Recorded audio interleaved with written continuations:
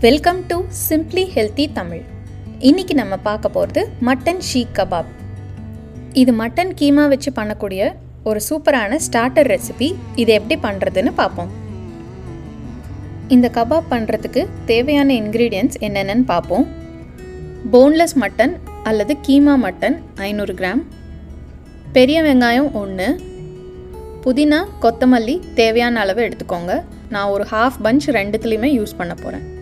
பச்சை மிளகா 4-5, ginger garlic paste 2 tablespoon, மஞ்சத்தூள் 1 டீஸ்பூன்,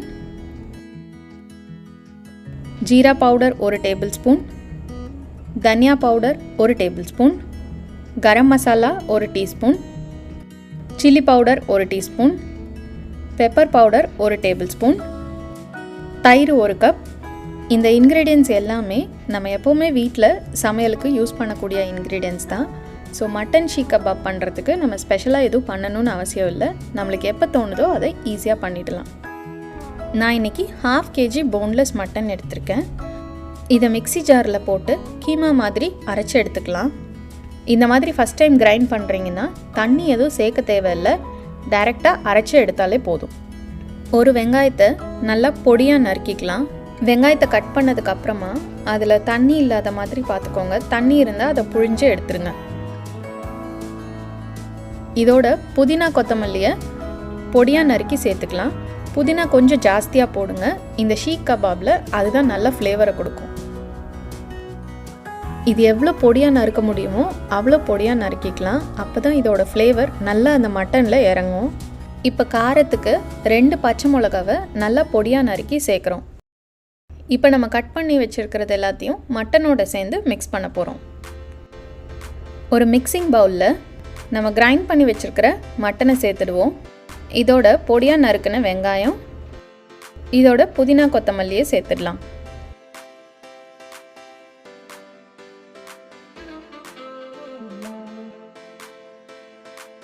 அடுத்து நம்ம சேர்க்கக்கூடிய ட்ரையான மசாலா, மஞ்சள் 1 டீஸ்பூன், சீரகப்பொடி 1 டேபிள் ஸ்பூன், தனியா powder 1 tablespoon, garam masala 1 teaspoon, chilli powder 1 teaspoon, pepper powder 1 tablespoon, salt தேவையான அளவு. இப்போ இதில் 1 tablespoon ginger garlic paste சேர்த்து இதை நல்லா மிக்ஸ் பண்ணி எடுத்துக்கலாம். நம்ம சேர்த்துருக்கிற மசாலா எல்லாம் ஈவனாக மட்டனோட மிக்ஸ் ஆகணும். அதனால் நல்லா சேர்த்து மிக்ஸ் பண்ணிக்கோங்க.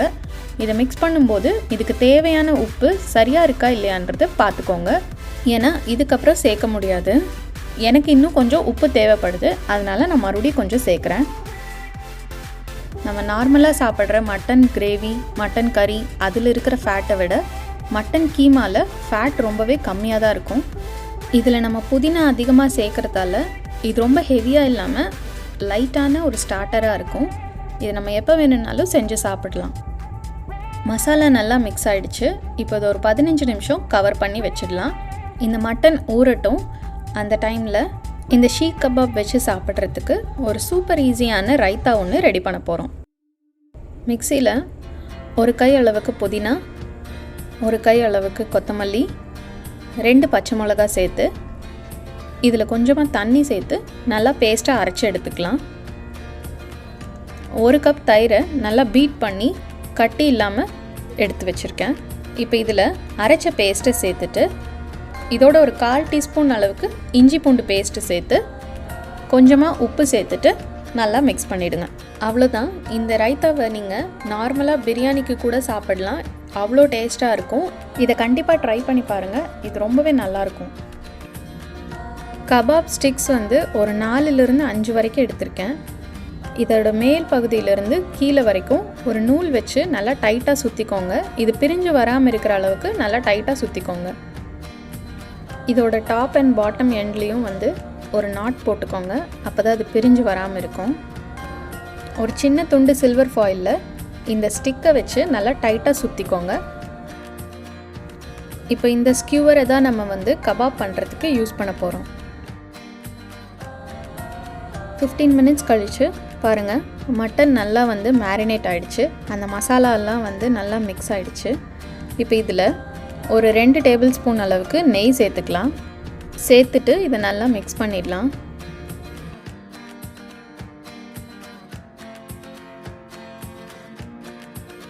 ஒரு பவுலில் தண்ணி வச்சுக்கோங்க பக்கத்தில். கையை நனைச்சிட்டு நம்ம ரெடி பண்ணி வச்சுருக்கிற ஸ்கியூவரில் அந்த மட்டனை இந்த மாதிரி உருட்டிட்டு ஸ்கியூவரோட மேல் பகுதியில் இதை வச்சுட்டு நல்லா தின்னாக வர அளவுக்கு அழுத்தி எடுத்துக்கலாம். இதை எவ்வளோ தின்னாக பண்ணுறோமோ அவ்வளோ சீக்கிரம் நம்மளுக்கு மட்டன் வெந்துடும். நம்ம இதை தண்ணி தொட்டு நம்ம அதை ஸ்கியூவர்ஸில் பிடிச்சி எடுக்கும்போது இது கையிலையும் ஒட்டாது, அதே மாதிரி நல்லா தின்னாகவும் வந்துடும், மட்டனும் குயிக்காக வெந்துடும். லோ கார்ப் அல்லது கீட்டோ டயட்டில் இருக்கிறவங்களுக்கு இந்த மட்டன் ஷீக் கபாப் ஒரு நல்ல வெரைட்டி ஃபுட்டாக இருக்கும். இதை நீங்களும் ட்ரை பண்ணி பார்க்கலாம். 1/2 kg மட்டனில் ஒரு 6 கபாப்ஸ் நான் பண்ணியிருக்கேன். பாருங்கள் நல்லா எவ்வளோ தின்னாக வந்திருக்கு. இப்போ இதை குக் பண்ணிடலாம். ஒரு பேனில் கொஞ்சமாக நெய் அல்லது எண்ணெய் தடவிக்கலாம். நான் காஸ்ட் அயர்ன் பேன் தான் யூஸ் பண்ணுறேன். அப்போ தான் கொஞ்சம் அதோட டெக்ஸ்டர் நம்ம கிரில் பண்ண மாதிரியே கிடைக்கும். இப்போ இதில் நம்ம ரெடி பண்ணி வச்சுருக்கிற கபாப்ஸை ஒவ்வொன்றா சேர்த்துடலாம். இதை லோ ஃப்ளேமில் வச்சு குக் பண்ண போகிறோம்.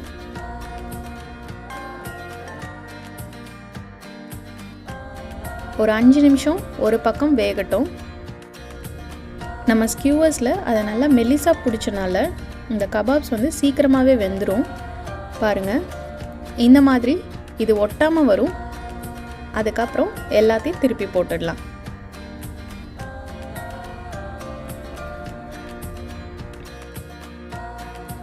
இதை திருப்பும்போது கொஞ்சம் கேர்ஃபுல்லாக திருப்புங்க. 2 ஸ்பூன் வேணால் யூஸ் பண்ணிக்கிட்டிங்கன்னா கொஞ்சம் ஈஸியாக இருக்கும். மட்டன் ஒரு சைடு நல்லா வெந்துருச்சு.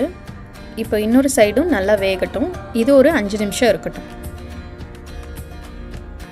இந்த கபாப் நம்ம குக் பண்ணி முடிக்கிற வரைக்கும் நம்ம லோ ஃப்ளேமில் தான் வைக்க போகிறோம். அப்போ தான் அது நல்லா வெந்திருக்கும், அதே டைமு அடி பிடிக்காமலும் இருக்கும். 5 நிமிஷத்துக்கு அப்புறமா பாருங்கள் இது நல்லா ஈஸியாக வருது.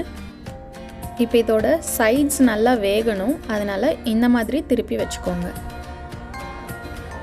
இது ஒரு 2 மினிட்ஸ் நான் வேக விடுறேன். அவ்வளோதான். இதோட இன்னொரு சைட்லேயும் அதே மாதிரி குக் பண்ணுவோம். இதுவும் ஒரு 2 நிமிஷம் வெந்தால் போதும். அடுத்து மீதி இருக்கிற 2 கபாப்பில் நான் கொஞ்சம் வெங்காயமும் ஒரு தக்காளியும் நான் வைக்கிறேன். ஸோ இது மட்டனோடு சேர்ந்து ரோஸ்ட் ஆகும்போது அதோட ஃப்ளேவர்ஸும் அதில் இறங்கும். அது ரொம்ப டேஸ்ட்டாக இருக்கும். இந்த மாதிரி நீங்கள் ட்ரை பண்ணி பார்க்கலாம். நம்மளோட டேஸ்டியான மட்டன் ஷீக் கபாப் ரெடி ஆகிடுச்சு. பாருங்கள் எவ்வளோ நல்லா கிரில் பண்ண மாதிரியே வந்திருக்குன்னு. இது ஒரு சூப்பரான நான்வெஜ் ஸ்டார்டர். இதை நம்ம ஆயில்லையும் ஃப்ரை பண்ணல, அதனால் ரொம்ப லைட்டாக இருக்கும். அது மட்டும் இல்லாமல் ஈஸியாகவே நம்ம வீட்டில் பண்ணிடலாம். இதை சாப்பிடும்போது கொஞ்சம் லெமனை ஸ்க்வீஸ் பண்ணி அதில் இந்த புதினா ரைத்தாவை வச்சு சாப்பிடும்போது அதோட டேஸ்ட் ரொம்ப நல்லாயிருக்கும். உங்களுக்கு ரொம்பவே பிடிக்கும். இந்த டிஷ்ஷை கண்டிப்பாக ட்ரை பண்ணி பாருங்கள்.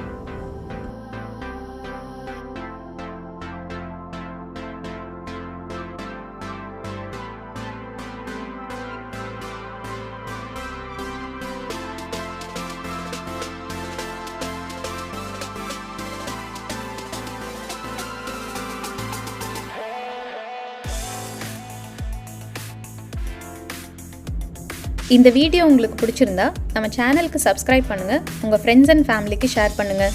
தேங்க்யூ.